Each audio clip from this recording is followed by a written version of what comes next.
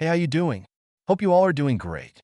As you've seen in the thumbnail, in this video, we're going to see what if Naruto got into harem with kyuubi. This is part 1, and before getting into video, I request you to check the author of this fanfic and show some love and support. Name of the story is Sage of 666 Paths. Path 1. Path of Dragon by Sage of 666 Paths. Do check it. All details and description. And if you want next part of this series, please leave a like, share, and consider subscribe. Let's get into the video. Also, check out Patreon for uncensored spicy content. Link in description. Uzumaki Kushina laid on the ground crying sadly while holding her 40 minutes old son Naruto. It is funny how so much devastation was caused in so little time. She hated herself for her weakness. She trained so hard after Yuzu's destruction so that no one close to her would suffer again. Yet here she was, with her husband dead and her son in even worse place. Unlike her stupidly optimistic husband, she had no hopes of Naruto having a good childhood. The only reason she had a normal childhood was because no one knew of her status as a Jinchuriki. And even then she was hated for being an Uzumaki, an outsider. She knew that the Sandaime wanted to tell the public about her status as Jinchuriki. Even before she became a Jinchuriki, she didn't know the reason, but she knew it was not a good one. It was Uzumaki Mito who threatened Sandaime and put a seal on him that would kill him if he even thought of telling someone about Kushina's status as Jinchuriki. Uzumaki Mito was fearsome even when she was older than a century and near death. That was why the only ones who knew about Kushina being the Jinchuriki of Kyuubi were those that she herself decides to tell, which were Namake's Minato, Jiraiya, Senju Tsunade, Uchiha Makoto, Hatake Kakashi, a few years after Rin's death. Of course, that didn't mean that more people didn't know the truth. People like Uchiha Madara and Orochimaru were easily able to deduce that Kushina was Kyuubi's Jinchuriki, considering that she was the only Uzumaki living in Konoha after Mito's death. She knew Hiruzen Sarutobi was not to be trusted. Mito warned her, and she believed her aunt's words completely. Unlike other nations, other clans, Uzumaki put family above everything, their mission, their village, and even their own lives. And perhaps that was exactly the reason that Yuzushiogakure was the strongest ninja village even when it had no more population than a minor village. After all, every Uzumaki was their family. Every member married in their family was family. And unlike the Hyuga scum, they loved their branch family. The Terumi clan like family too. That was also one of the reasons why there was not a single missing ninja in the history of Yuzu, ever. But now Mito was gone, and Kushina was too weak to even move. All that she could do was try giving her final moments to her son. She knew it would not be as bad as other Jinchuriki have it. After all, there were others who would take care of her child. Naruto's godfather Jiraiya, his godmother Uchiha Makoto, that boy who she loved like her own son Hatake Kakashi, and she was sure that when Tsunade hears about Naruto, she will come running back to village to take care of him as well. Sadly, it was not just Minato who was overly optimistic in their family.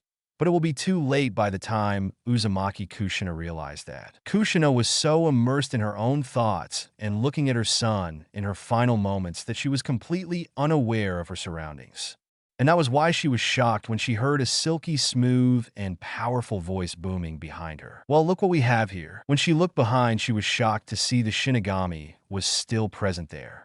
She thought he would have gone after sealing the kyuubi and taking Minato's soul with him. She was suddenly worried that it wanted to take more, perhaps even her soul, and though she had no problem getting tortured for eternity for being a worthless parent, she didn't want to shorten her final moments with her son. But when another voice spoke answering the first one, she realized it was not her that Shinigami was talking to. Death. Her words were short.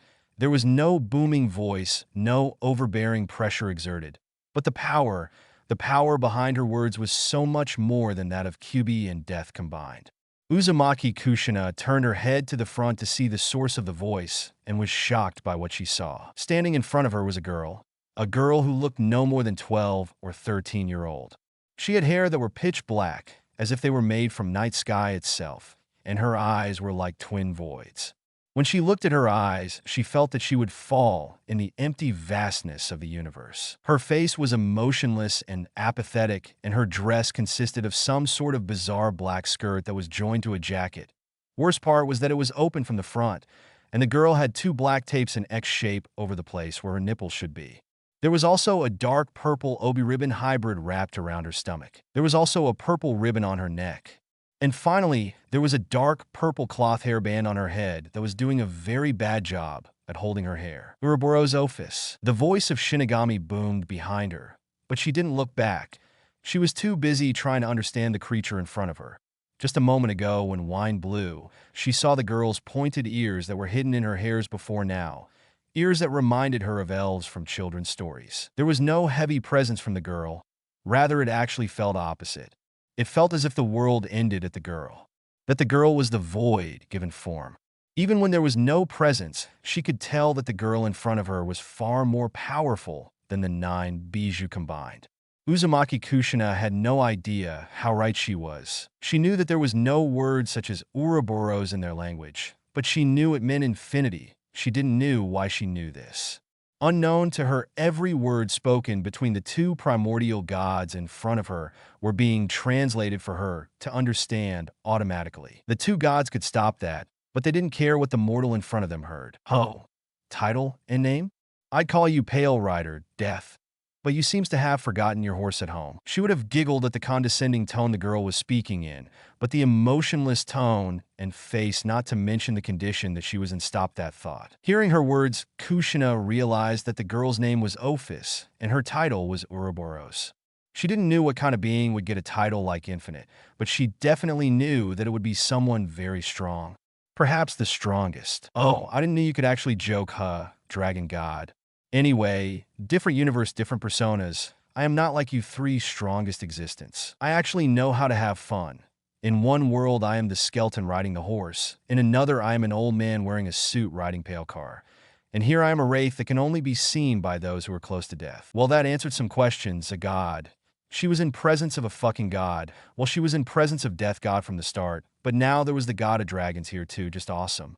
Not to mention, if the Shinigami could be believed, which was quite easy considering who he was, then she was one of the 3 strongest existence. She wondered how close Kyuubi was to that ranking. Kushina looked to the side and saw that Sandaime and the few ENBU members that were around him were frozen. She didn't understand why they were frozen until she looked around and saw that the fires around them, the dust, even that tree which was in the middle of falling to the ground were frozen. It didn't take her long to realize that time was frozen outside the barrier. Or maybe time was so much faster in the barrier that outside looked frozen. She knew that creating time manipulating barrier was possible with few Jutsu, but the 2 in front of her were gods. She wouldn't be surprised if they could actually freeze time of the whole world. You're talking a lot today, especially in presence of a human. I thought you would have already given your usual humans being snarky bacteria speech already? Or was it snarky protozoa? Kushina felt a bit of anger swell up in her at those words at first, but then she realized how humans looked like ants to even Kyuubi. She could definitely understand how humans were equivalent to bacteria to them. She pushed that anger down. She would definitely be killed like a bacteria if she did something stupid. To who? The dying women? Or do you think I'd give that speech to that child who can't even understand me? But enough about that. Why are you here? You have not left Dimension Gap in centuries. What changed now? Death's manner didn't change. Even though it sounded rude, both Death and Ophis knew that he was just curious. Well, I was bored, and I was just thinking which universe to visit when suddenly I felt 2 presents together. One was you, and the other I could not recognize. I felt as if I knew that presence, but I could not remember it. And so, I came here to see what was going on, and saw that it was just a kitsune yokai rampaging. Now that I'm done with it, I'll be going around looking at things till I get bored and go to another unit. It was not a kitsune yokai. Kushina could barely see the anger on Ophis's face for being interrupted before it disappeared, being replaced with a barely visible hint of curiosity. It looked like a kitsune yokai. It was a fox, had 9 tails, the rabbit ears were strange, but I've seen stranger things. Ophis replied in calm voice. One would think that she was supporting her statement in their argument. But that was not true. She just wanted to understand why Death said what he said. Immortal existence was boring, and finding new things was quite exciting in the boring life of primordial gods such as herself. It was a piece of Trihexa 666, and just like that, all trace of curiosity evaporated, and then a little amount of amusement became visible on her face. Really now? That was quite pathetic if this is what remains of the mighty beast of Apocalypse. And it is actually quite disgusting how he is ruining the title of strongest existence by his weakness. The death god shook his head and spoke in a tone that sounded condescending, as if he was talking to a stupid child. That was not Trihexa. How can you be so stupid? Don't you remember what you two did when he came to challenge you to a 2 versus 1 battle? Yes, I remember he told us that he was going to beat us and eat us to take our power. We tore him into 666 pieces because I found his name stupid and threw him across the dimensions. So what? Are you telling me that it was just one of the 666 pieces? It was still weak. Look at it, sealed by just a human. First, it was not the human that sealed the beast. The human just summoned me. I sealed him.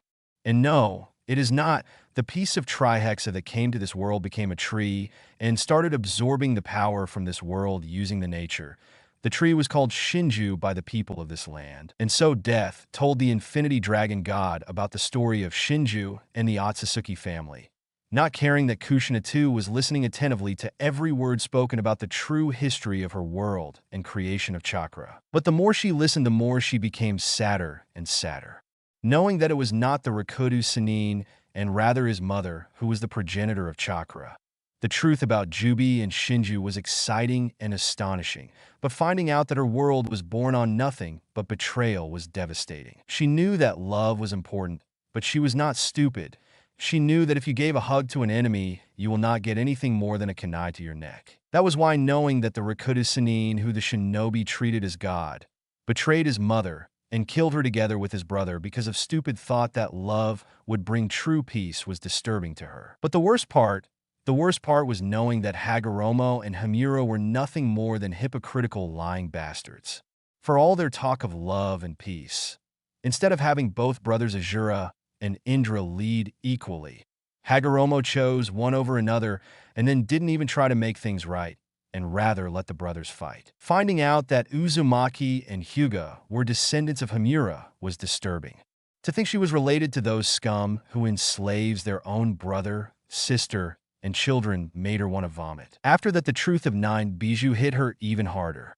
Finding out that the 9 Bijou were created by Hagoromo, who they treated like their father only for him to give them the impossible task of bringing peace to humans. And then hearing how the Bijou were treated by the humans when they actually tried to fulfill their father's wish brought pain to her heart. Especially knowing that she too was one of those who saw Bijou as nothing more a mass of chakra who had no intelligence. She now understood why Kyuubi hated her so much. And the worst part was that she knew she would have been even worse if she was in his place. Ophis, on the other hand, was thinking completely different thing from Kushina. So, how powerful is this Kyuubi in comparison to this Kyuubi? Ophis asked without any emotion in her voice. No one would be able to tell what her thoughts were just on her voice. Kyuubi is 4 times stronger than this Kyuubi, but this Kyuubi sealed in the boy is only half. The original Kyuubi is almost at half strength of Kyuubi. The Shinigami answered easily. Kushina was shocked to know that the Kyuubi was so powerful. So are you saying that if by some chance all the pieces of Trihexa were to combine, he'll be 3 times as strong as me in Great Red? Kushina's eyes widened at that thought. This Ophis girl is 444 times stronger than Kyuubi. That was insane. Suddenly, she was very worried about her existence. She knew she was going to die soon, but knowing how much powerful this goddess is, she was sure that even her soul be annihilated if she even twitched wrong and made her angry. Perhaps not. You didn't tore Trihexa into equal pieces, not to mention not every universe is same. Some universe may have weaker pieces, some may have even stronger. Ophis looked at Death, and then suddenly her eyes narrowed. Kushina, who was watching everything, could feel that something changed. Perhaps a killing intent ki that only gods could sense. While that was good, she was not sure if she would survive a ki from someone so powerful even if it was not directed at her. And why are you telling me this, Death? I know you. No matter if it's another god or any human, you never do something without a reason. Why did you tell me all that? Why did you seal that Kyuubi in that child? I know that the human held no power over you. What are you planning? Kushina's eye widened as she heard those words. Of course, how could she be so foolish? Even if the Shiki Fujin could summon Death, why the hell would he help Minato? Why was he doing all this? She held her son tighter in her arms. What were they planning to do to her son? Well, there are a few reasons. The first is the same as yours. I am bored. Eternity of same thing over and over is quite exhausting, as you already know. The second part is that I don't want Trihexa to return, and if he does return, I want him to be defeated and gone again. He is not like most of us. He will not leave us alone and be happy with his powers. He will destroy us and any other thing in existence. And I can't reap new souls if everybody is dead, because no one will be born. Quite simple. This child is the same. He is special. Look at him. It's not even an hour after his birth, and he is in presence of 3 gods. Even if one of them is weak and sealed inside the boy, the kyuubi still holds piece of Trihexa divinity. And of course, amusement. Even if the boy fails, even if you fail, it'll still be amusing to watch the mayhem before Trihexa destroys me too. The Shinigami answered truthfully, with a hint of amusement in his voice. Kushina was horrified. Was Death saying that her son was destined to fight this Kyuubi? Or even worse, this Trihexa? Was this what that masked Uchiha planning? Did he want to destroy the world by recreating Kyuubi by combining the 9 Bijou? She could believe it too. Her best friend was Uchiha Makoto, so she obviously knew the dark history of Uchiha and their dark outlook on the world. The Uchiha are all so morbid that she would not be surprised if they destroy the whole world if someone stole their candy when they were 5. So what? You sealed the kyuubi so that the boy will become powerful enough to fight Kyuubi? Is this your master plan? Or perhaps you would like to give him some gift as well? Perhaps to give him the ability to summon you like slave and do his dirty work? Yes and no, I sealed the kyuubi inside him for making him powerful, but the most important reason is that because both kyuubi and the boy will need each other. He'll have a hard life no matter what path is chosen. This boy will break the walls down and became the first person in history to befriend Kyuubi. Forget befriending. The two will become so close that they'll be brothers. And yes, I do plan to gift the boy with something. But not yet. For now, I'll only mark the boy so that I can see his progress. If I'm wrong and he is just the same as other humans, then the boy will not get anything. But if I'm right, then perhaps I'll give him a few gifts. It'll certainly be interesting to watch how he uses the gifts I plan to give him. When Kushina heard Ophus's words, she wondered why she seems to hate her son so much. Or was it perhaps that Ophus hated all humans? Or maybe just looked down upon? A few minutes ago, she would have been proud to be called human. But now, after hearing the things that humans could do to their own children, knowing the atrocities they commit daily, she too shared the belief that humans were mostly trash. Of course, there were a few exceptions. Ophus looked silently at Death's face and then turned her eyes towards their topic of discussion. The child looked so innocent sleeping like that in his mother's arms. His whisker marks looked cute, and there was a desire somewhere in her to rub those marks softly, but she ignored them. She then turned her eyes toward the child's mother. The love, worry, sadness, despair, and longing that she could see in the mother as she held her child closely made her a little sad for the mother. To give birth, to get love, just to lose itself so soon. She couldn't even imagine how the mother felt. Fine, I'll do the same. If he proves himself worthy, maybe, just maybe, I will give him some power. And that too is only because I don't want that trash Trihexa returning. And if this boy could destroy a few of them, then I'm fine with granting him some power. With those words, a pitch-black snake formed from the tip of Ophus's finger. Kushina saw amazed as the snake dropped on the floor. It was a meter in length, and its eyes were violet, just like Kushina's eyes and Ophus's hairband. She was shocked and hurriedly tried to turn away from the snake as it started crawling towards her. But she was weak and close to death. She couldn't even move. She watched in fear as the snake came closer and climbed her son's body, and suddenly the snake became a snake of ink on his body. It rolled itself around the 8 trigrams mark on Naruto's stomach and settled itself in the mark of Ouroboros, a snake biting its own tail. And then the snake disappeared as if absorbed by his skin. She breathed a sigh of relief as she saw that her son was in no discomfort. He didn't even wake up. That relief was soon washed away as Death kneeled in front of her. He extended his bony hands and rubbed her son's head softly. Everywhere his hand touched, Naruto's head glowed for a few seconds, and then everything went back to normal. Death then stood up and spoke. "My work is done. I'll be going now. Remember Uzumaki Naruto. Anyone could do a few push-ups and break rocks with a punch, but only the wise can gain true strength. And with those words, death faded out of existence. Kushina didn't know why death said that now. Even if Naruto could hear him, he still wouldn't remember it. But she threw the thought out of her mind. What death said was true, and she wanted Naruto to always follow that rule. Ophis kept staring at her son for 5 more minutes, and then she turned around to leave. She started walking towards a hole that appeared in front of her, and Kushina kept watching as she spoke softly. "Show me that my decision wasn't wrong." And with those words, Ophis disappeared along with the dimensional hole. The moment the hole faded, Kushina felt exhaustion hit her in full force. She saw things out of the barrier normal again and realized time has returned to normal. She hugged her son tightly for one last time and kissed his forehead lovingly. She smiled at her son's peacefully sleeping face and spoke. "As expected of my son, getting blessed by 2 gods an hour after being born. I hope you become even greater than those 2 believed you would become, because I know you would easily become the kind and powerful man they thought you would be." Kushina softly rubbed her son's stomach where the invisible seal was. She spoke in soft voice. "Kyuubi, I'm sorry for being a bitch to you. I didn't know any better, but that is no excuse. I should have at least tried to talk to you. I am so sorry. I don't understand how you feel, but perhaps Naruto will. You two are so similar. Born from worthless father who only cared for humans and peace, not caring for a moment and sacrificing their own children for those who don't even deserve it. I am glad you'd be there for my son, just as I am happy my son will be there for you. I hope with time you can forgive me." By now, Kushina's breathing was heavy and her eyelids were closing on their own.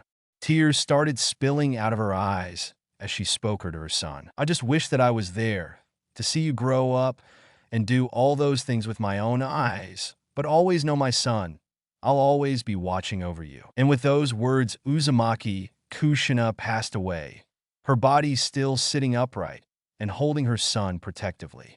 Because even in death, she would protect her son. Betrayal, hurt, disgust, despair, anger. Those were the most prominent emotions that have been passing through Uzumaki Kushina for the past 5 years. She felt so much pain as she looked at her beloved son's sleeping form. He was almost 5-year-old now. His hair has grown up to be a golden spiky mess, just like Minato. Oh, how she hated that man. How she hated this village and everyone who lived in it. She didn't know how long it took, but after taking her final breath, she woke up again. It must have been less than an hour, though. It didn't take her long to realize her condition when she saw herself floating, her body being a little see-through and having an ethereal glow. She checked her surroundings when she saw the scenery moving at fast speed out of the corner of her eyes and noticed that she was automatically following an ANBU that was carrying her son. She didn't realize it yet, but her love for her son was so strong that even after dying, her soul didn't leave her son. At first, she thought that this was afterlife, roaming around, watching your loved ones. That thought was soon proven wrong when she saw no other creatures such as herself in Konoha, the place where a lot of people died not too long ago. She even saw an injured person take his last breath in front of her, and she was able to see an ethereal mist come out of his mouth and then disappear immediately. When she tried moving, she realized that she could move around, but she couldn't go much further from her son. Not that she had any plans to do so. She was not going to let her son out of her sight for an instant. With those observations, she realized that her condition wasn't normal. She wondered if it was some side effect of being in presence of 2 gods at her final moments, or maybe even a gift from death. She was just happy that she would be able to see her son grow and become the strong man she knew he would be. It wasn't even 3 hours later that she found out the truth. It was not a gift. It was a punishment, a curse. When she heard about how Jinchuriki are treated in other villages, at first she was skeptical. After all, how could people treat children like that? Treat children so badly for something that they had no power over. Being treated like trash when it was these same people who were the reason of Jinchuriki's creation. Because these power-hungry scum were not satisfied with the power they had and wanted more. She was wrong. They could be worse, so much worse. She could only rage around, trying to kill him, but just passing through no matter how much she tried as she saw the doctor that was checking her son for injuries not too long ago poisoning her son. If it was not for Kyuubi's chakra, her son would be dead. But it was still painful for him. She watched with eyes full of tears as she could do nothing while her child cried in pain as he burned in fever. She was right about Hiruzen. he did made a village-wide announcement of her son's status as Jinchuriki. Or rather, he told them that Yondaime died, sealing the kyuubi inside a child. He didn't make them understand what Jinchuriki is and how every village has at least one, and are yet still standing. He didn't tell them that Naruto was hers and Minato's son. Rather, he went and told them that the child was an orphan and they would give him the Uzumaki surname randomly. He didn't tell them that if her son died, the kyuubi would be free, and this time without Minato, and her being their kyuubi will slaughter them all. It was a mayhem. It didn't even take 1 hour for civilians and shinobi alike to come trying to assassinate her son. While the shinobi tried to assassinate him, the civilians tried to torch the hospital on fire. She could only watch in horror and despair as the civilians and shinobi kept on shouting how the Yondaime gave his life to weaken the kyuubi, and now they were going to finish it off, while the ANBU held them off. Is this what Konoha truly was? Not a single civilian lost their life in attack. The kyuubi was out of the residential district when he appeared, and all the civilians were hurriedly sent to shelters. The only ones who actually lost their lives were some of the Jonins and ANBU who fought against the kyuubi, and those two were minuscule because Minato came fast and teleported kyuubi away. These people were not here for revenge for their loved ones or to destroy the kyuubi. They were here to be seen as a hero, to do what the Yondaime couldn't. That was obvious because the only shinobi who attacked were Chunin and Genin in rank. All the other higher rank ninja understood sealing enough to understand that the boy was not kyuubi. But quite a lot of them lost their friends / lovers / father / mother / etc. Not to mention their beloved Yondaime. So they held hate for kyuubi, and looking at her son reminded them of all they lost. That was why those Jonins and ANBU didn't try to harm her son, but they didn't try to help him as well. Kushina knew that and was a little thankful that at least not everyone will be after her son's life. But she knew her son was going to live a very hard life. The civilians didn't have the monopoly of the market. They had the complete ownership of it. Everything other than the missions was being held by civilians. Even buying and selling of shinobi clothes and weapons was being held by civilians. She thought that things would calm down in a few months, maybe even a year. She was wrong. And she realized it next day when she overheard the announcement that Civilian Council was back, the same useless, arrogant, and power-hungry civilian council that Minato disbanded after so much effort. And if that was not enough, Sandaime returned to being Hokage and put those 3 shit-stains Danzo, Hamura, and Koharu as his advisors. It didn't take long for every single shop to ban the kyuubi from using their things. When the hospital in which her son stayed stopped getting medicines because they didn't want kyuubi to get its strength back, Sandaime finally had enough and made the rule that speaking the term kyuubi was banned, even in their homes. It was when people started rioting all over the village that Sandaime said that Yondaime wanted the child to be treated as a hero for holding back the demon and thus saving their lives. After that, things got a little bit calmer.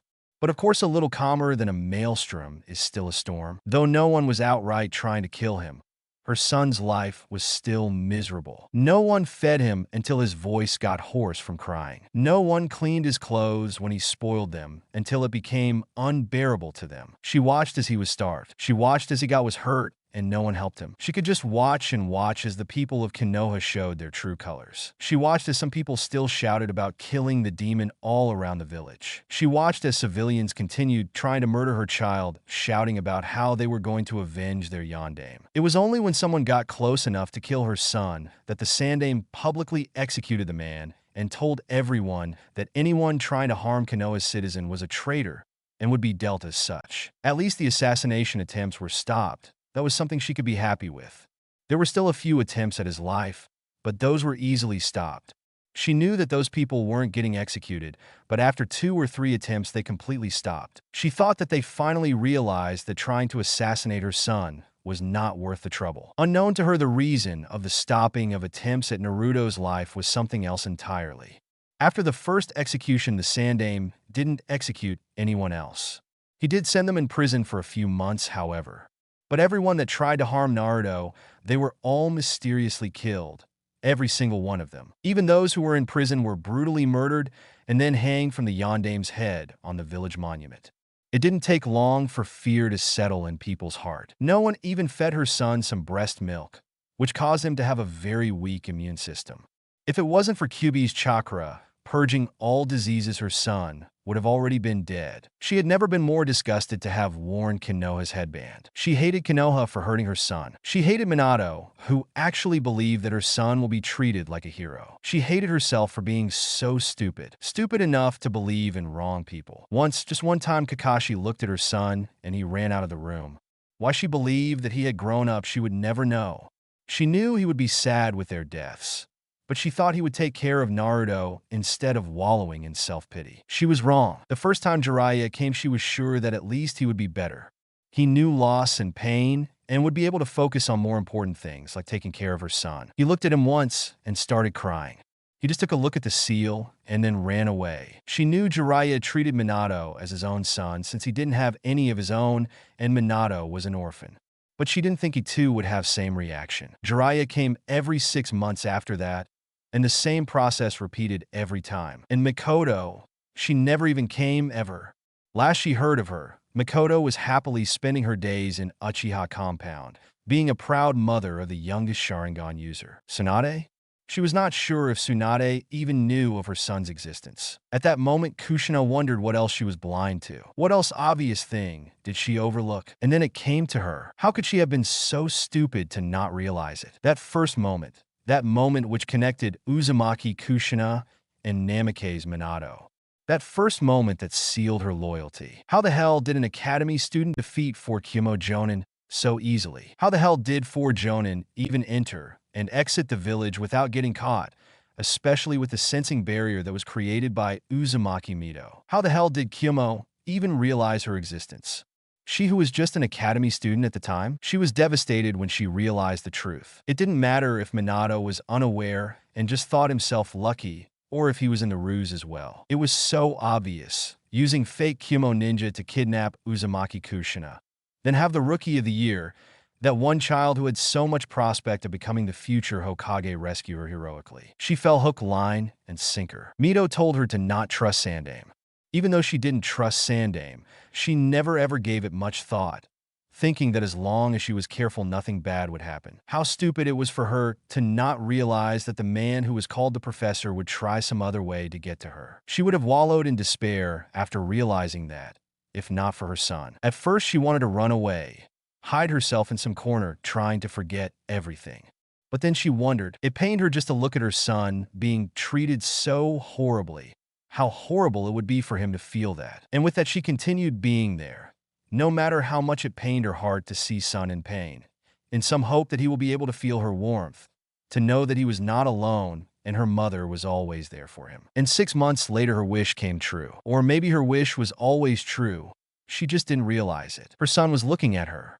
He was looking directly at her. Still skeptical, she moved around a bit, and his eyes followed her intently. She started crying because of happiness at that very moment. Of course, she stopped immediately as she saw her son started crying as well. She couldn't touch him, but he could still see her. That gave her all the power she needed. That gave her all the hope she needed. The moment she pushed her despair down in order to be there for her son was the first time ethereal golden chains, which looked exactly like her adamantine sealing chains, appeared, which were wrapped around her and around her son. They appeared for barely a moment and tightened more and then disappeared. That was the day when she realized that it was not any god who kept her in this world. It was her love for her own son. She was happy to know that her love for her son was stronger than laws of the universe. In the past few years, they appeared 2 to 3 more times to tighten more. She couldn't touch him, and he too realized it, but she could see that he could hear her. Especially when he called her Kacha one day, a few days before he turned 1 year old. That was her happiest day since she had been born. She didn't actually knew why her son could see her, but she was pretty sure that it was death's influence. That would also explain why she was allowed to hear so much secret information. She was to prepare her son for the difficulties that would come his way into the future. At first, she was a little angry at the 2 gods for making her son's life their amusement show and influencing his life for their plans. But then she realized that she was much happier being pawn of 2 gods who actually believed that her son will become great. Not to mention, they were also ready to bless her son. While on the other hand were Hiruzen, Konoha, that masked Uchiha, and others like him who only cared about themselves and would definitely use her son and then throw away his dead body in a ditch somewhere once they were done with it. She also spent a bit of time talking to Kyuubi when her son was sleeping, apologizing to him. She didn't know if Kyuubi could hear her or not, but she tried nonetheless. For years have passed since then. It was hard at first. Naruto, just being a child, he called for her whenever he needed her. And when he did it in front of some people, that one of them started shouting that the kyuubi was controlling the brat, and he needed to be executed. That person was the second to be executed by Sandame. His head touched the ground faster than the speed of rumor, and no one mentioned any such thing again. She didn't know what Hiruzen was planning for her child, but she knew one thing. He needed Naruto alive. And that was worrying for her. He had visited Naruto a few times after he turned 2.5. By then, Naruto was intelligent enough that he could follow whatever his mother said to him, letter by letter. That was why Naruto never trusted the Sandame, no matter how much grandfatherly he acted. Though he didn't let Sandame know that, and acted as Sandame expected of him, with his mother's guidance. Kushina wanted her child to have a normal and loving childhood away from pain and suffering as much as possible. But when she saw the matron of the orphanage forgetting to give Naruto food and rewarding children who bullied her son, she realized that there was only one real option for her: train and teach Naruto to defend himself, feed himself, to take care of himself. She started with teaching him how to read and write, then she taught him light exercises that would loosen his body. Once that was done, she started teaching him how to maneuver in small places, run swiftly, and things like that. Things that would let him move swiftly, dodge any bullies. Things that would make it easy for him to hide easily using his small stature. She realized some things while she was teaching him. At first, her son was not in any way intelligent. He was hardworking. And because he loved and believed in his mother entirely, he put his all into learning the things that she was teaching him. And that changed things. It was so hard for him to concentrate on things. But when he did do it, he easily surpassed children a few years older in the speed with which things were learned. It didn't take her long to realize that it was the Uzumaki mental effect in an extreme level.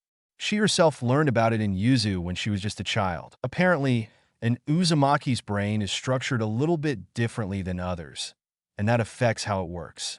It was explained easily to children by using a simple example. If a normal person read a book, he could read one book at a speed of 20 pages per hour. An Uzumaki, on the other hand, could read 4 books at the same time, at the speed of 5 pages per hour. Now, in the end, both are reading at 20 pages per hour. But what matters is that Uzumaki are able to focus on multiple things simultaneously. This was one of the reasons Uzumaki were so great at Fuinjutsu. Even the most basic Fuinjutsu have multiple components working simultaneously, and Uzumaki could focus on quite a lot of them at the same time. As can be obviously noticed from this, if the Uzumaki is just reading one book, he will be slower than normal people, and because his mind is wandering on 3 other things, he will not be able to do very good as compared to others. This was the reason some Uzumaki were considered idiots and people with very less concentration. In Yuzu, children were taught how to focus all their brain power on one single task when they were young, and could thus overcome this. Her son was even more a special case. He could probably read 10 books at the same time, each at 3 pages per hour, meaning that he could read 30 pages per hour, making him more stupid by both Uzumaki and normal standards if he couldn't focus.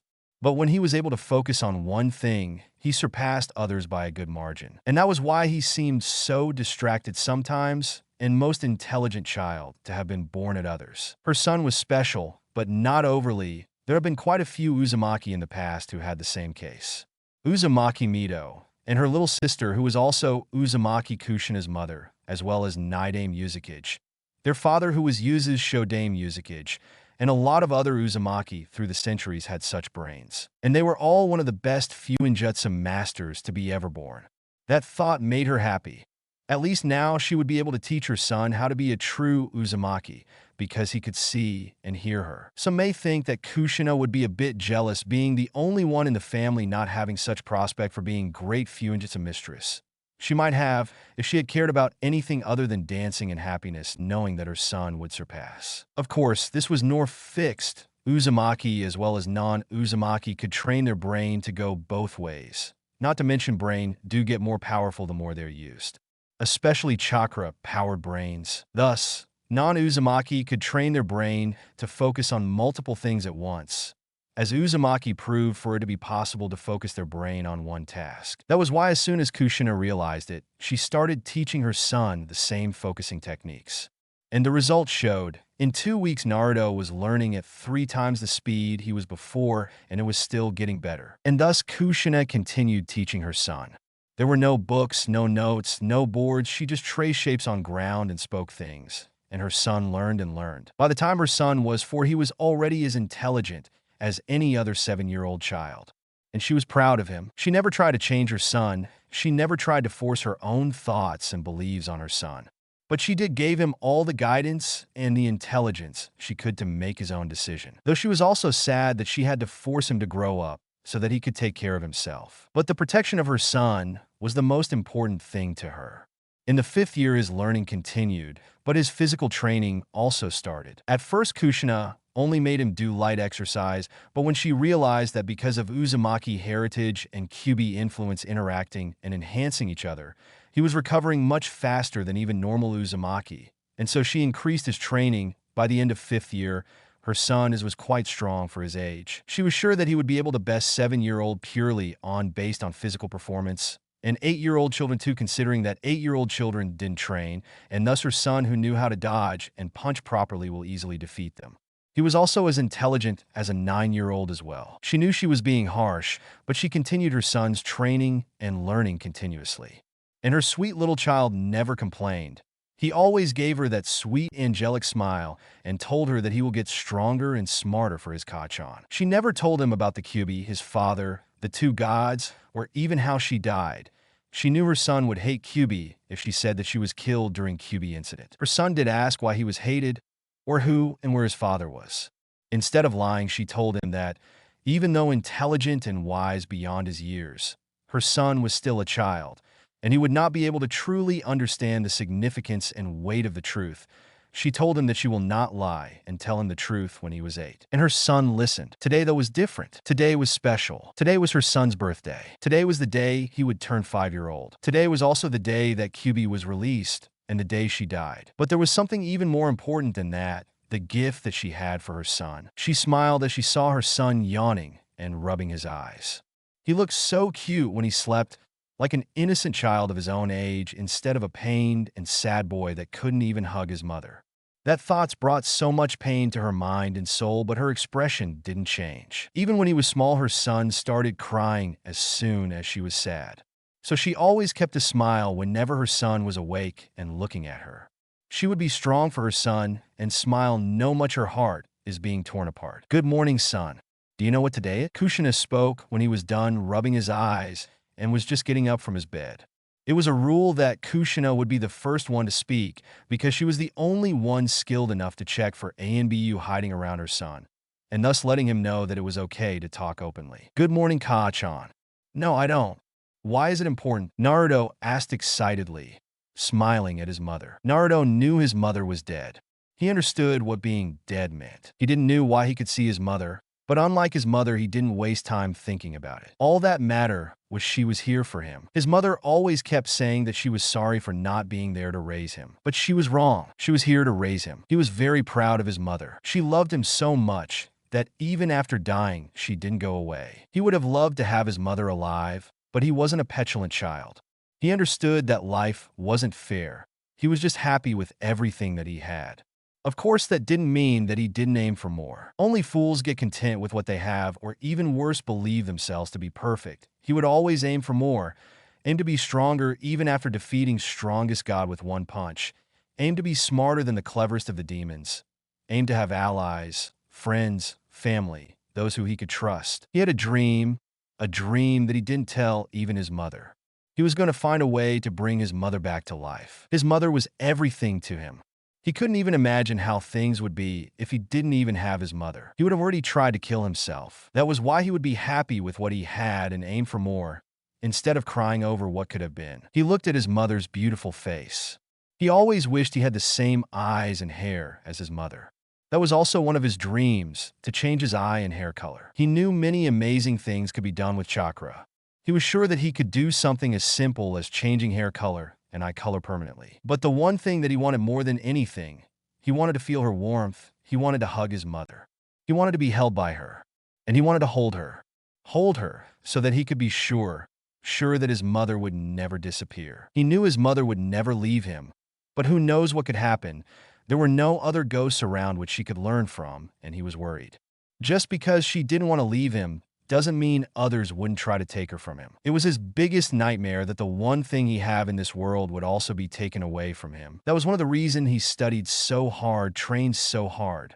He wanted to have the power to protect everything that was precious to him, which was only his mother for now. But he knew that he would gain more things worth protecting in future. And he wanted to have enough intelligence to not be tricked, enough wisdom to not be fooled, enough strength that he could take anything that he wanted and not lose it. It should be noted that Uzumaki Naruto was not a mentally stable person. Though in this world where 10-year children were taught how to kill efficiently, everyone was mentally unstable. Uzumaki Naruto, no matter which possible reality he was from, no matter which world he ends up in, would always be the same. He would love that which is precious to him. In one world, it would have been a worthless village that didn't deserve an iota of his attention.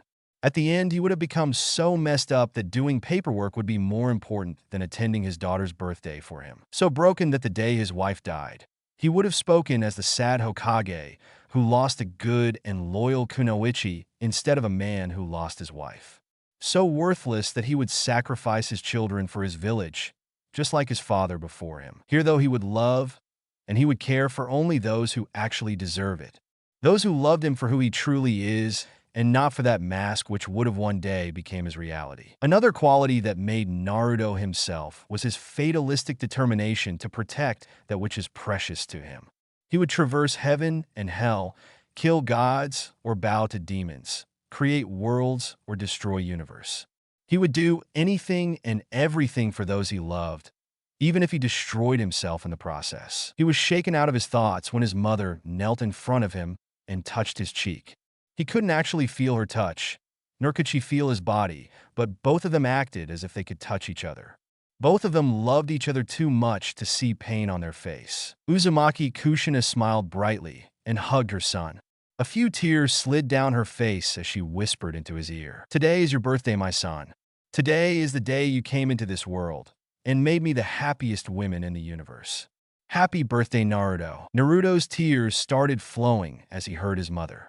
Today was the day his mother died as well, but he pushed down that sadness and put on a happy smile. Who cares if he couldn't feel her touch or feel her warmth? He could see her, he could hear her, even though he couldn't feel her.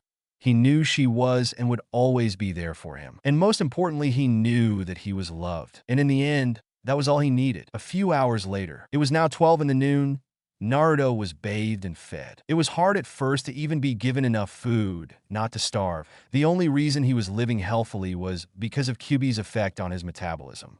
But now it was quite easy, though the matron of the orphanage tried to get him into trouble a lot and tried to punish him for things he didn't do.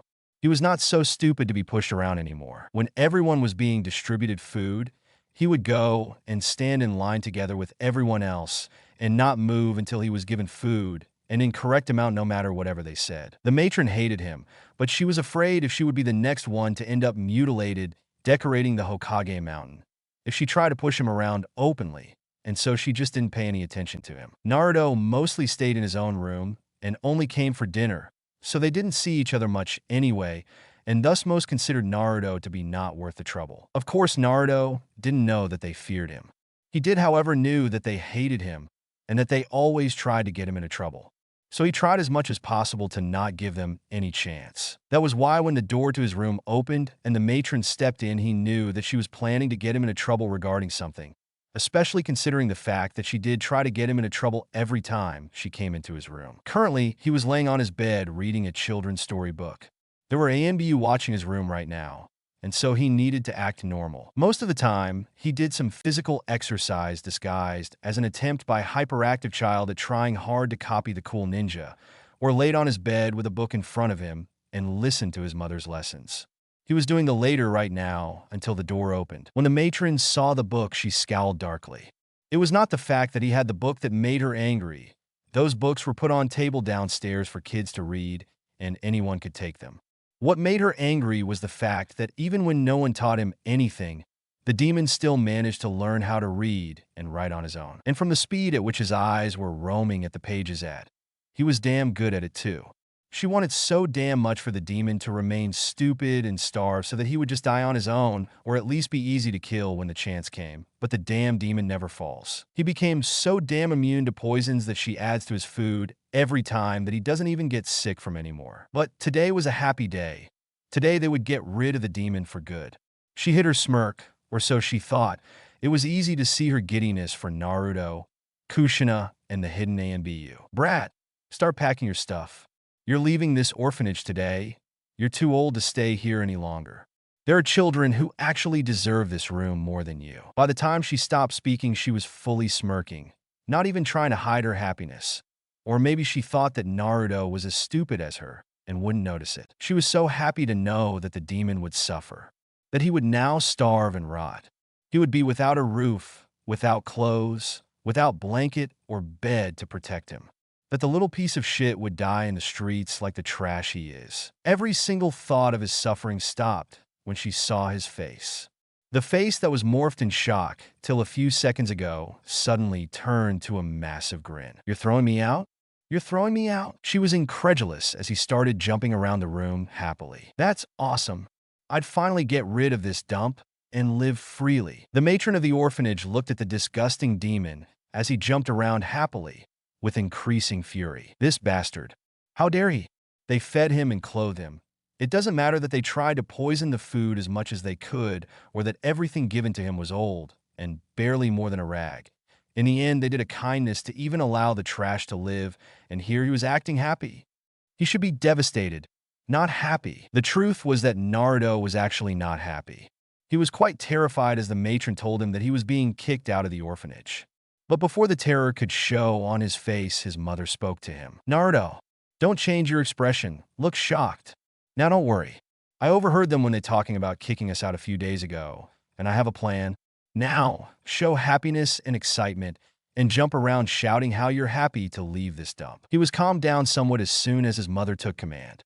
If his mother had a plan, then he was not much worried, or not too much worried at least. He did as he was told and continued jumping around like a fool, while laughing, while still keeping a look at the matron from the corner of his eyes. He could see the rage growing uncontrollably inside her from her face. And the moment her mother shouted at him to stop moving, he followed her without any delay. Stop moving. Now step back. He didn't ask why and stepped back once, or rather he tried to.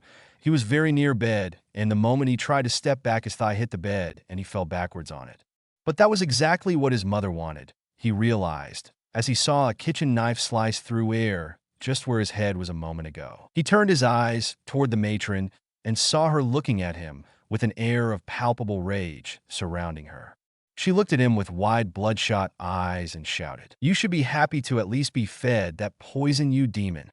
You should be terrified of being kicked out of here. You deserve to suffer for even living, you trash." And with that, she tried to stab him in his heart using the knife, never once noticing the incoming blade of the ANBU standing being her, not realizing that she was dead, before her head even hit the floor. On the order of Hokage-sama, you're executed for attacking a citizen of Konoha. The ANBU member spoke without any emotion to the corpse of the still bleeding matron. He then turned toward Naruto and spoke in same voice. Are you okay? But Naruto, who was now sitting on his bed, was too busy staring at the still cooling corpse of his hated matron. He was still in shock at how close he was to actually dying if he was even a little slow. He turned his eyes upward as he saw his mother looking down on the head of the matron with hate in her eyes. Be happy that you got a swift, clean, and painless death, you insect. For making my son's life miserable, you deserved to be tortured eternally. Did you think we would leave this orphanage without making you pay for your crimes? No. Now go and rot in hell. But don't worry, your friends will be joining you soon enough. Hearing her words, Naruto finally put together the pieces. His mother knew that the matron would be angry and try to attack him if he said those words. His mother knew exactly how much and where he should move. She could see exactly how the matron would attack even before she attacked him, and she gave him order to move so that he would miss her barely, which also looked like such a huge accident. She knew the ANBU was there watching and manipulated everything perfectly, getting the matron killed without even lifting a finger herself. Someone normal would be horrified of the sight of the headless corpse in front of them, especially knowing that they were the reason of the death. Naruto could only see the beautiful form of her mother mesmerized. This is what it means to be a true ninja, not those devastating jutsu or rock-shattering punches. A terrifying focus, sharp mind, and mastery of manipulation. That is all that a true ninja need to kill their enemies. He could only see the beautifulness of the scene, his glowing mother standing over the corpse of that woman who made his life miserable. Her red hair contrasting with the blood all around the room, and her beautiful violet eyes shining with rage directed at those that would dare harm her beloved son. At that moment, she looked like a goddess of vengeance. And his love for his mother grew so much more. Dimensional gap, a name that easily explains what kind of place it is. The place that connects everything, the infinite number of universe, and the infinite possible realities of every single universe. One would think that all the universes would be similar. They are wrong. A few of them are similar. After all universe starts from the same point of creation. And thus nearly every single universe is same in structure, at least till the point when sentient creatures are born. After that, choices made by those creatures decides the path that a universe will take.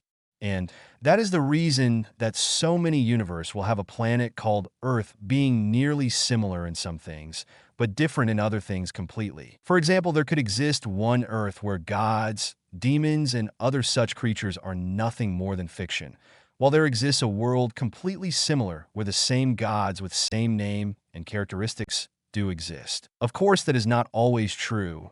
There are cases of things going in completely different direction, like a world where mages and warlocks were accepted and not burned on stakes, thus creating a world where magic blossomed. Creatures born of magic roamed the lands freely.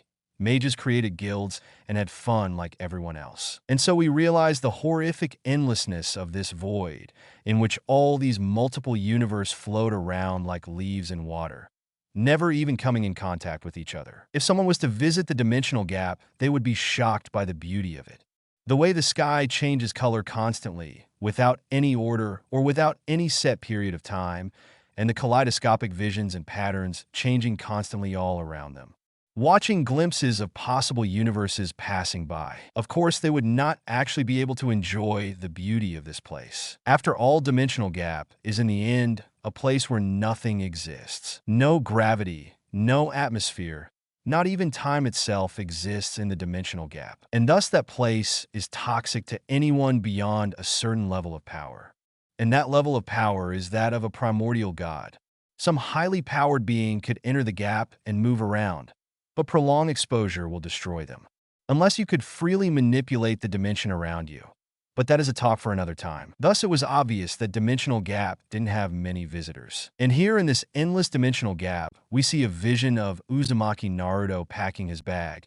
It was not like he had much, if anything, in terms of belongings and getting ready for leaving his orphanage behind for good. The vision, which was a live telecast, was being shown on the kaleidoscopic skies of dimensional gap, and unlike other sceneries passing by, it was not changing or moving away. And in front of that vision was Ouroboros Ophis, the infinity dragon god, laying in the air, floating around as if lying on an invisible floating bed, looking at the screen, which was 20 times larger than a normal LCD. She looked the same as she did 5 years ago. Well, she looked the same 3 centuries ago as well, since she was truly immortal. Even her expression of apathy and emotionlessness looked the same, or rather it would look the same to anyone who has only seen her once or twice.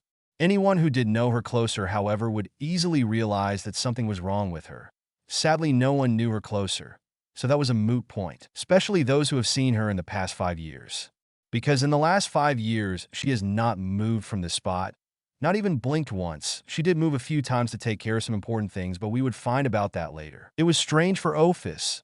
The world was boring, the sceneries were boring, and other creatures were not worth the effort of understanding. But this child that she marked so that she could easily find him anywhere and see him anytime, he was different. At first, after coming back to the dimensional gap 5 years ago, she thought herself stupid for even paying any attention to Death's words. What was the point? He would be same as everyone else, same as every single sentient creature. She to whom there was no difference between a century and a second. She who napped for a few centuries when she got bored. To her, he would pass away in an eye blink. Contrary to what others may believe, Ophis is not emotionless. She does feel emotion. They're just dulled a lot due to many millennia of disuse. Yet she still did it. She started watching him. She didn't know why she did it. She just did. After that, things went completely opposite to what she thought they would go like. She just couldn't stop herself from watching him every single moment. His sleeping face, his giggling face, even his tears, which made something stir in her cold and dark void of a heart. She could not stop watching every single one of his move and expression intently, especially his innocence. Whenever she looked at his innocent eyes and action, she felt a desire stir within herself, to take his innocence and make it hers, to have those innocent love-filled eyes gaze at her with those same emotion. She didn't know why this was happening. What was special about this child? She could also see that the child's mother didn't leave him after death. That shocked her, or at least shocked her enough to make her raise an eyebrow. So that mother's love is strong enough to defy death. That she could respect. She was a dragon after all. Even though she has never had a child of her own, all dragons had a deep desire to have hatchlings and very fierce protectiveness for that which they consider family. A dragon will not hurt a child of even a bitter enemy, no matter what, unless you were a trash. Yes, even dragons have trash in their species. She certainly could remember a few dragons who would do anything for more power, like those dragons in Earthland that were wiped out by that arrogant shit Acnologia nearly 370 years ago. Seriously, calling himself Dragon of Apocalypse? There is only one Dragon of Apocalypse, and Acnologia was neither great nor red. That is one of the reasons most dragons hate other creatures so much, especially those creatures who considered anything more important than their children. Days passed, and she just kept watching that boy without moving from the spot. She watched as he was ill-treated and hurt, and no one helped him. She watched as his mother tried to destroy everything around her in her rage. An unknown to her, a dangerous emotion started taking hold of her. The day when someone got too close to kill him, that growing emotion broke all walls and took over her entirely. How dare that trash try to kill him? I still do not understand him, and that insect tried to kill him and take away my object of observation. How dare that worthless human try to harm the creature she marked? How dare that human try to take away something that belonged to her? She saw a Sandame third, though she didn't know anything about being Sandame, or what Hokage, Fire Shadow, leader of ninja village that resides in Fire Country, even meant execute the one who tried to harm her Naruto. Instead of satisfying her, it made her even more furious. How dare that trash let him die so easily? He should be torn apart inch by inch for daring to even think of harming what was her. The next time anyone tried to hurt him, she didn't waste any time on thinking and just took action. She went there personally and torn apart that trash. And she then left him at the top of that mountain to be seen by the world and know what would happen to anyone who would try to harm her Naruto. The humans proved their infinite stupidity by still trying to harm him. She dealt with them the same. She didn't just kill them.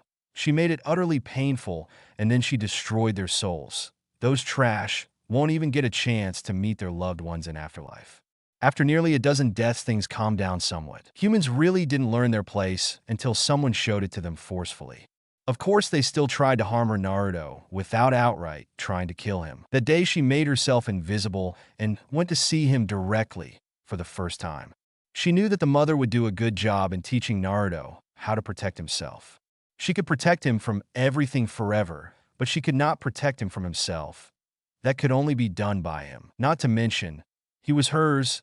There was no way that he was going to stay weak, especially weak enough to be hurt by anything less than a god. So she went there and fed a snake of hers to him. Her snakes were not actually real snakes, but just pure energy given shape. She focused that snake on just one part to the strengthening the soul of the boy and made it focus on his eyes. She then left the scene, no one knowing of her involvement. The next day, she nodded satisfyingly as she saw Kushina crying with happiness because her son could see her. With this, the mother would be able to teach her son, unknown to her, due to strengthening of soul, or in other words, in spirit, the part of chakra that decides the form. Naruto's intelligence and brain power grew a lot. Of course, the snake was small. She didn't want him to explode due to overload of power after all. So the increase was not so much that it could be considered unfair, or even out of ordinary.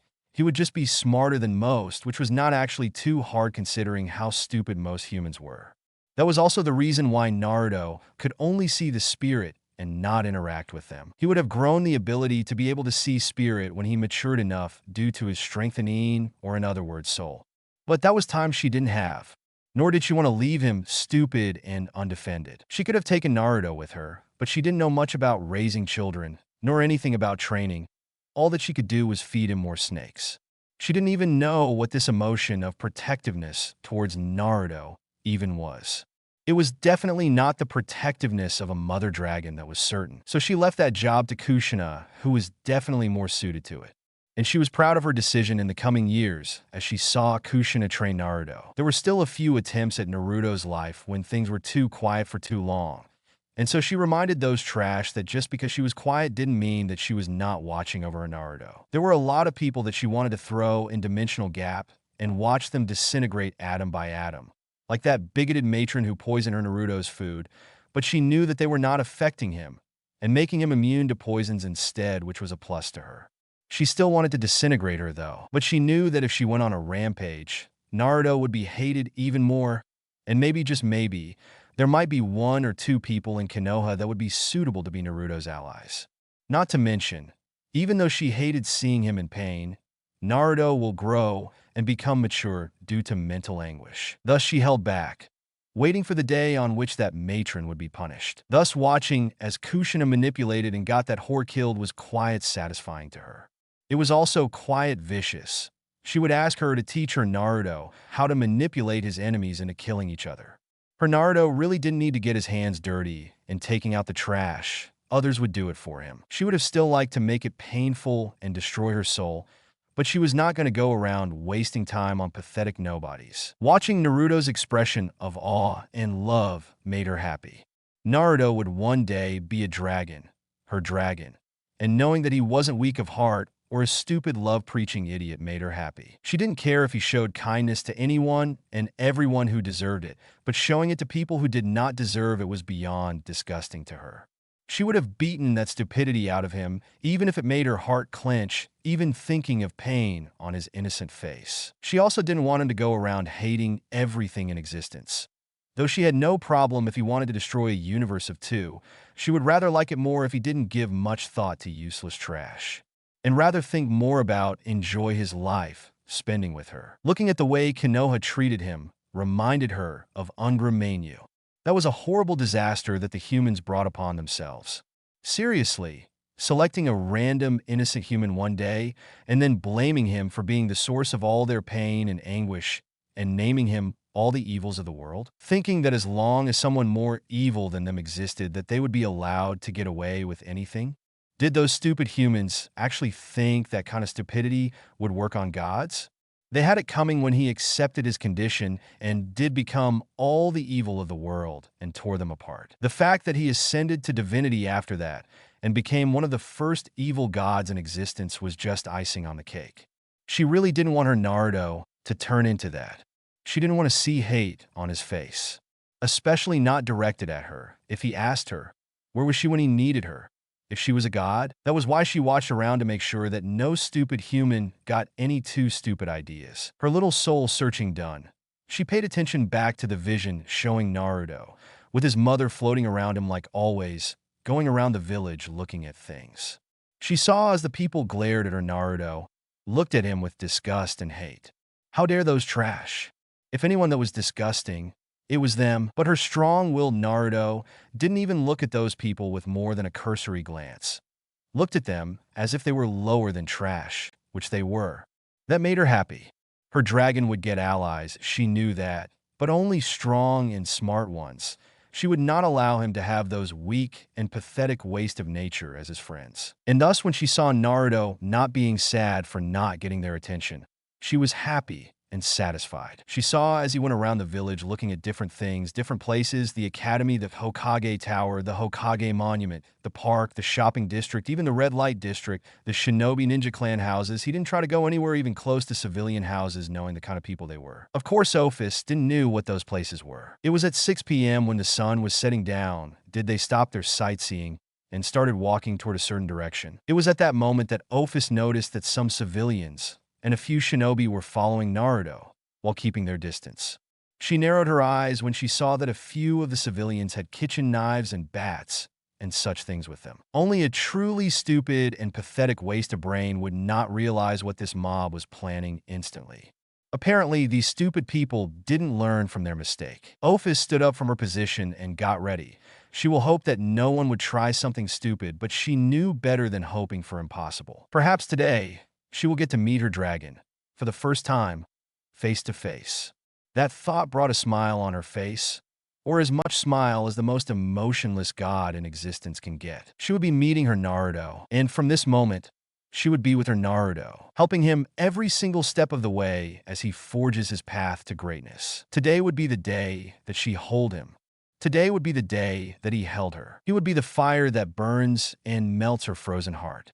And she would be the void that would take his troubles, sadness, and his enemies into itself and give him only happiness and peace. It would be glorious. He hated that noise. He hated this fucking place. What the hell was wrong with this place anyway? Seriously, a sewer? He knew how the child was being treated, but seriously?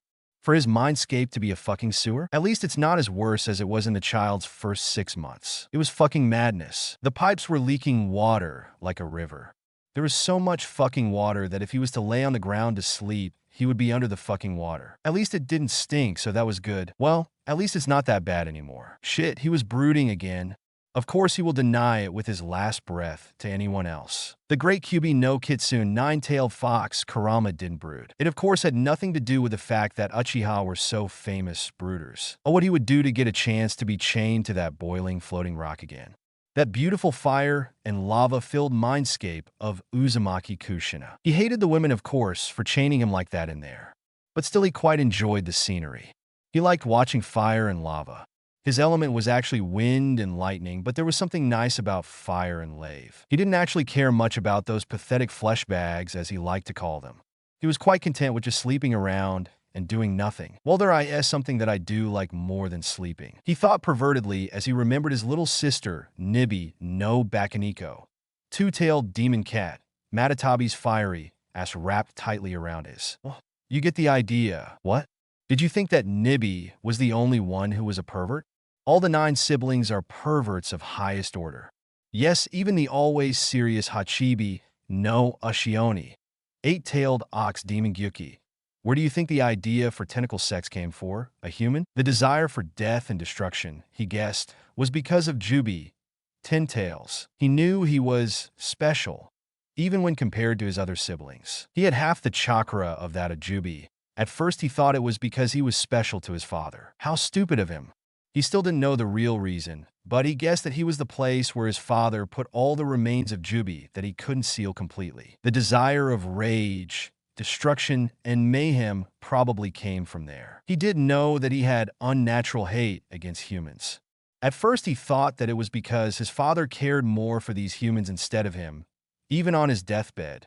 Later he thought it was because of their destructive and disgusting tendencies. And then he thought it was because these humans were using his siblings as power-ups in their stupid wars. It was quite a few centuries later he figured out that though those things did increase his hate, there was always a part of hate that didn't come from him. It was, of course, a lot less than what he believed Jubi's hate to be.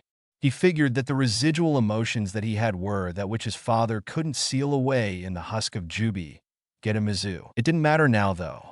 He hated humans on his own. He was still ready to give them a chance a few centuries ago, of course. He did made a promise after all, and he never goes back on his words. But then, Madara happened. At first, after being given his purpose by his father, all 9 siblings went out to make his dream a reality. Well, we all know how that turned out. What most don't know is that Kyuubi didn't even try to spread peace to human. The reason for that was obvious.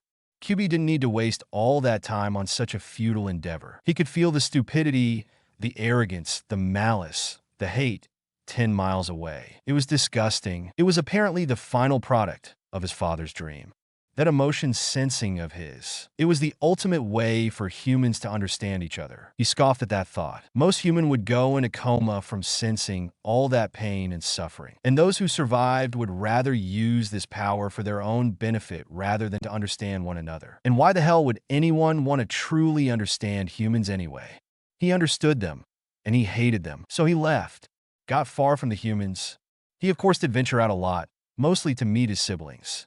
And of course, when the amount of malice increased so much that even his head started to hurt. After that, a few Bijidama tailed beast bomb took care of that headache problem. And then one day, he suddenly found himself in another location, staring at those eyes that reminded him so much of his stepbrother Otsutsuki Indra, the one who sowed the seeds which destroyed his father's dream, by showing those useless humans that it was possible to use chakra to do something more than feeling each other's emotions, that it was possible to put others beneath yourself by wielding the power of elements. And after that, it was one giant mayhem. He could see, feel, and hear everything. He could hear as Madara, correctly, speculated that it may be possible to reach the sage's power by combining the blood of Azura and Indra's descendants.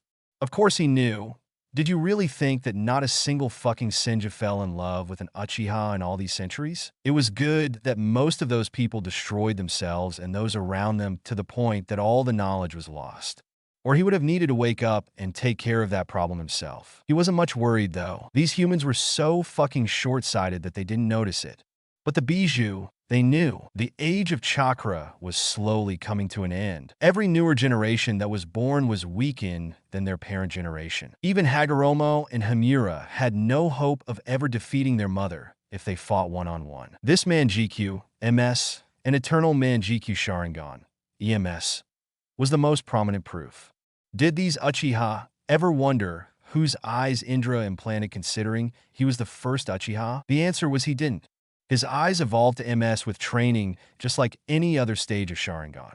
There was of course emotional turmoil required, but he didn't have to kill anyone close to him. And the MS was perfect. There was no need to transplant any eyes unless you accidentally destroyed them, of course. 3 or 4 generations later, the awakening of MS became harder and harder, and at one point became impossible without any painful emotion to trigger its awakening. We all know what those megalomaniac Uchiha did after that. One single Uchiha awakened his MS after accidentally killing someone close to him, and then every single Uchiha ran after their closest brother, father, mother, sister, etc. to get himself a MS. 1 or 2 generations after that, MS actually became poisonous to its own user and started to take away the eyesight with every use. In the end, Uchiha needed to implant the MS of some blood relative and achieve true MS that was by then named EMS. The reason for that was because the toxin generated by MS was only poisonous to its own user, so changing user helped. The reason for only implanting it from blood relative was that every Uchiha's MS was different, and thus there was a very high chance of a transplanted eye reacting badly with another, but blood relatives had closer internal structure, so implanting was easier. There was of course always a chance for a MS from a complete stranger to merge properly, just like there was a chance for even twins having incompatible MS. The reason he knew all that was simple.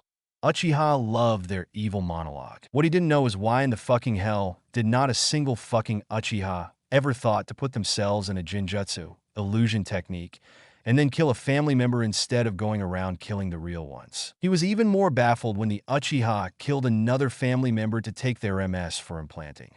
Did they ever think that they could have just gone to another and said, "Hey bro, here, take my eyes, give me yours"? Or were these Uchiha simply not capable of thinking about anything other than killing their family members? Even he loved his siblings. Even though sometimes they traded barbs, they still loved each other. How would they enjoy their whole family orgy parties if they didn't love each other? There were a lot of other examples, and all of them pointed towards the fact that the potency of chakra in humans was slowly becoming weaker and weaker. He suspected that humans would lose their ability to manipulate their chakra in sometimes close to next 5 centuries. He heard how Madara was walking the same path as his ancestor Indra, and how this Hashirama walked the path shared by his ancestor Azura and his father Hagoromo. He was quite shocked when he found that Hashirama's Mokuta would release had the same characteristics of absorbing as kyuubi's outer path chains. They were still weak as fuck though, and they could only absorb. They couldn't seal the chakra nor body. They probably couldn't control the bodies of those they were stabbed into, and this Hashirama was so weak that he could not even absorb his power into himself without killing himself. Hashirama could barely make them dissipate into the nature without killing himself. It was so damn stupid. Such stupidly weak humans, with powers that were tailored specifically to take down a Bijou fighting against him.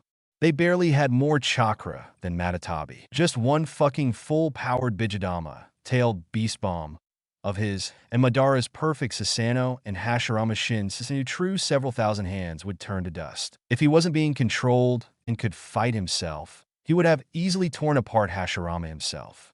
He would have also torn apart Madara easily if he wasn't put in the damn illusion so damn fast. He didn't even have to avoid looking in the eye. All that he needed to do was keep his chakra fluctuating randomly and fast enough that the Jinjutsu could not take hold in the first place. He was quite happy when he saw Madara get killed. He wanted to shout to Hashirama to destroy the fucking eyes before the assanage that the swirly-eyed trash probably already invoked before coming to battle could start and bring him back. But Hashirama was keeping his mouth covered with his Mokuton. Of course, who would want to listen to the wisdom of a millennial-old fox? And then came the fucking Uzumaki. He actually quite liked Uzumaki. They were the only Otsutsuki descendant that were not a massive disappointment. And their hair was red. He could never hate a fellow red lover. But he could see that this Uzumaki was a lot different.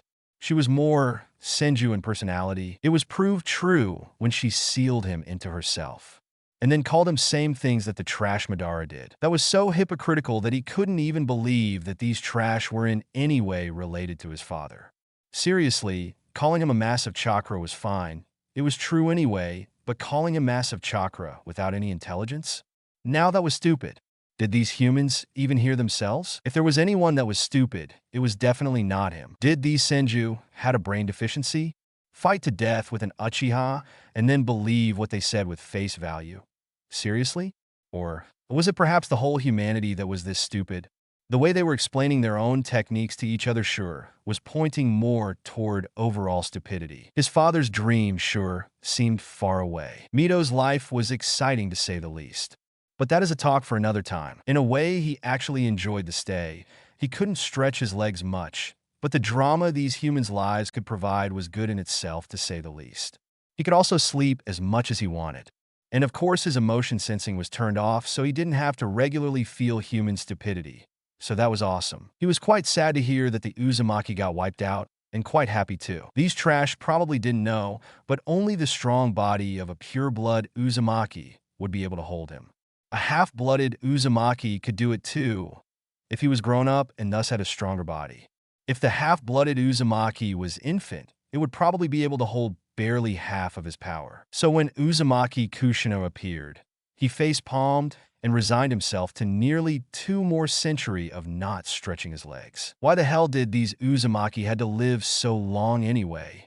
Mito didn't actually live whole 2 centuries. And he was not even sealed in her during her first 40 years anyway, but still. He was quite pissed when Mito passed her views on how to treat your tenant poorly to Kushina. And Kushina proved to be a good student by chaining him to a boiling rock that was floating in fucking sky.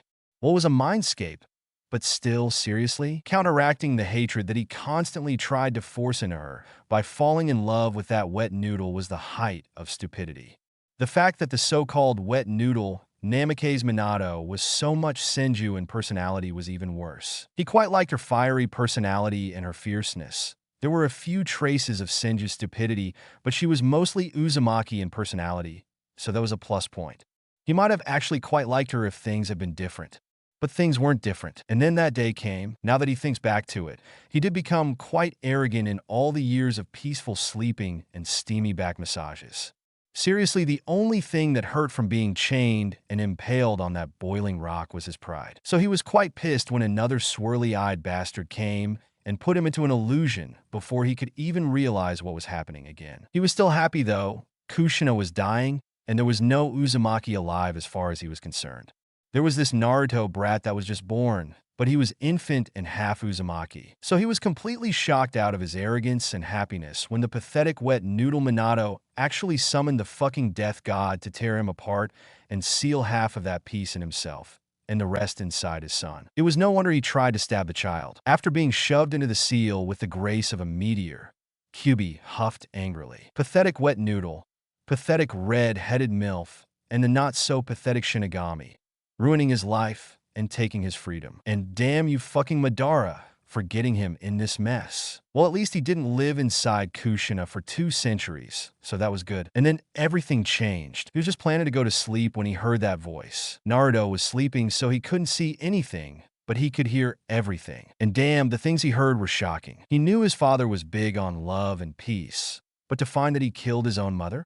And then hearing how he was nothing more than a manipulating old man. Well, his respect dropped a lot. It was always a sore spot for him to remember that his father's last moments were spent talking about bringing peace to humans instead of talking to his 9 crying children. He didn't even talk about Indra and Azura, who were in the middle of a fucking death match while their father was dying. Seriously, was the whole Otsutsuki family nuts? He was glad that he didn't share actual blood with him, if that was true. Finding out how the Shinju was 1 out of 666 pieces of a primordial god was shocking to say the least. He was suddenly terrified for his existence when he realized that an existence on same level was outside, near his new jail. He didn't need to know her powers to realize that she could probably destroy him for good, immortal or not. Hearing Death say that this Naruto would one day be close as brother to him made him scoff at the idea. But there was a small part of him that hoped that it was true. He would never admit that, though. Even if he was threatened with death, he would never admit it. But he was lonely. There were his siblings at first, but now they were all sealed. In the last 1 or 2 centuries, even before he was sealed, he didn't meet anyone who wanted anything other than use his power for their purpose. When Kushina spent a few of her final moments speaking to him, he was shocked. Hearing her heartfelt apology made his anger for her lessen greatly. What the hell was point of hating a dying woman full of regrets anyway? And she was just ignorant little child that believed her ignorant aunt. Watching the way Naruto was treated reignited his hate for humanity, and the way they continued their stupidity even after that Sandaime trash, who was definitely planning something nefarious, executed that insect who tried to kill Naruto increased his hate far beyond the previous levels. How utterly disgusting are these humans to try to kill an innocent child? Yes, he was a demon, but even he was utterly disgusted and horrified at how far the humans could fall. He has killed his fair share of innocents, sure, but he never tried to do it without reason or desperation. Even less for any innocent child. That was the moment that every last speck of desire to fulfill his father's dream was erased. These humans didn't deserve peace. They deserved to be wiped out. At that moment, another thought occurred to him. If these trash wanted to see Naruto as a demon so much, then they will get a demon. It was much better than being a human anyway. The Shinigami said that Naruto and he would be as close as sibling anyway. 6 months later, when he could one day suddenly see a floating and glowing Kushina, he was so shocked that he could barely process a thought for 1 whole week. Watching how Kushina did everything in her power to make her son's life even a little bit better made him even angrier at those pathetic humans. A mother defied death to stay with her son, and these trash couldn't even get over their impotent rage. It wasn't even rage most of the time. Most of these people came with some stupid thought that they would be treated as hero for killing the boy. Seriously, trapping the powerless kyuubi in mortal flesh? Did they even hear themselves? He could hear when Kushina cried every night after her son went to sleep and apologized to Naruto for being a bad mother. He also heard her when she spoke to him, thanking him most of the time for being there for her son. She also said sorry a lot of times and spoke of how she would make sure her son would not be prejudiced and ignorant like she was. He felt his last bit of anger for her fade away with those heartfelt apologies. Even he could feel her pain and loss and felt sad for her and Naruto. He was demon, not like those trash humans who would happily cook and eat their firstborn if they were hungry enough. And thus he decided to make his thought of turning Naruto into a demon a reality, which were also going to help Kushina raise Naruto in his own way. He channeled his chakra as much as possible, with the seal getting in the way, and allowed it to roam around Naruto. It was not much, but these low amounts now would make him resistant to its toxic effects and allow him to handle more of his chakra easily in future. The seal was also getting weaker slowly, so that was a good thing. At first he wanted to leave and be at peace, but now he wanted to see Naruto grow up. He wanted to be there to give him guidance and strength. It would also be quite funny if Naruto and he got close. He would certainly love to see the look on Yondame's face if he found that Naruto and he were close. He could also see that this was affecting his body and soul. He was more intelligent and was growing more intelligent day by day. And his body was getting stronger as well. He could also sense a few powers awakening inside of Naruto. He couldn't recognize most of them because they were so weak, but a few of them did feel familiar. The only one he could recognize now was the feeling of the same dense chakra that allowed Kushina to use her adamantine sealing chakra chains. He could not forget that so soon. So he helped in his own way from the inside, changing and strengthening the body, while his mother gave him knowledge on how to use the power that would be available to him one day. There were so many things that were wrong with his body from the start. Because of lack of vaccinations, mother's nutritious milk, and any good food, his immune system was shit. Almost his whole body was in shit condition. It was good that he continued eating the food even if it was poisoned. The poison was easy enough for him to take care of, and he could increase the nutrients exponentially in the food by mixing his chakra in it. Naruto also got very high poison resistance, so that was good as well. But even he wouldn't be able to help if there was no food in the first place in his system. Even with that, it still took 4 years for him to bring him back to the condition that a normal Uzumaki would be at the age of 4. He was glad that Kushina didn't start his physical training before 4. He didn't want to redirect the meager chakra that he could pass through the seal to healing broken bones or bruises, when there was more important things to do. By this time, he could recognize another ability that was hidden inside Naruto. He knew that there was a chance of it awakening in him, since Kushina too held that DNA in her blood.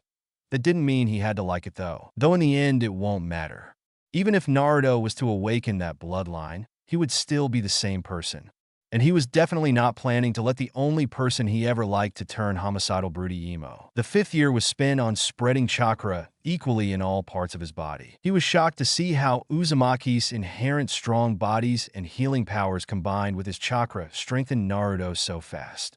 It took 4 years for him to heal Naruto and made his body as strong as any other 4-year-old Uzumaki, and in 1 year Naruto become as strong as a 7-year-old Uzumaki. That also made him realize just how much damage is done to a child's body if no one is there to look after him. It was quite vindicating for him to watch that pathetic waste of air and food getting her head removed. He was also happy to see that Kushina still retained her fierceness, and now instead of acting like an airhead as she mostly did, she was showing her true ruthless side that she only showed to IWA Shinobi in 3rd Shinobi War. Kitsune foxes were clever, prank-loving, and manipulative. They also always kept their promises, and Kushina showed all of those qualities. He watched as Naruto and Kushina went around the village looking at different places, his mother explaining to him about different places. He was quite angry at the glares that Naruto was receiving. Any and all sympathy, which was barely any, that he had for Konoha had evaporated long ago because of their treatment of Naruto. In his opinion, it would have been better if that masked lunatic dropped a comet on the village while he was being sealed into Naruto outside the village. He wondered what Kushina planned to do now that Naruto was homeless. He was not worried because Kushina seemed quite happy, which obviously meant she had something in mind. Looking at the mob that was following Naruto from a bit away made him apprehensive. It also reminded him of the fact that he could not sense any emotion while he was sealed inside someone. He wondered if there was a way to bypass that. It would surely be helpful in finding enemies and allies. Well, he could feel Naruto's emotions, of course, but that didn't mean much. He could read his thoughts after all. He could also feel the emotion of anyone who was even touching his hosts. He had quite a lot of time finding out that when he was sealed in Mito and Kushina. That was the reason that he knew that Minato genuinely loved and cared for Kushina and Naruto. He was just too fucking optimistic and put his hopes on wrong people. He felt a little sorry for the man, but only a little. Naruto was a 5-year-old child, and even he saw the world more clearly than Minato ever did. and Minato was a veteran of war. There was no excuse for making trashy decisions, especially for something so important. He wondered what would happen if he were to suddenly come to life. It would be a bloodbath, that's for sure. He wondered what the reaction of Konoha would be if he and Minato were to work together to teach those piece of shits their lesson. The horror, fear, and despair would certainly be amusing, that's for sure. He put his thoughts on hold and started pumping his chakra in Naruto's body to make it ready in case he needed to outrun the mob. He knew that there were Anbu nearby watching everything, but he didn't trust them to actually do their job. From what he had seen of Naruto's, Mito's, and Kushina's interaction with that old Sandaime fool, he had a pretty vague idea of what he was planning for Naruto. He was probably planned to wait until Naruto was near death and then come to save him so that he could make Naruto loyal to himself in return for their kindness. The fact that there was no one else kind to Naruto other than him would make Naruto desperate for affection. There would be no need for loyalty seal or Sharingan-induced Jinjutsu. It would be purely psychological brainwashing. He didn't know why the Sandaime wanted that, but it didn't matter. He was already too late. The boy has everything that he needs. A loving mother who would tear apart the plans that Sandaime was carefully making by teaching Naruto everything he needed to be taught and making him smart. And he had him too, even though Naruto didn't know it yet, to make him strong. He smiled sadistically at the future that the Konoha was going to have. They thought they could hurt an innocent and get away with it.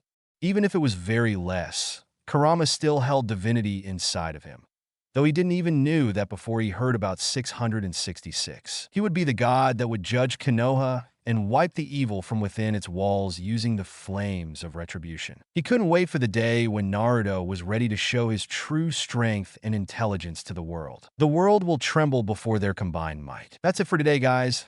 I hope you all enjoyed this video. If you do, please leave a like, share, and subscribe. And don't forget to check out author of this story. Thanks for watching. Take care.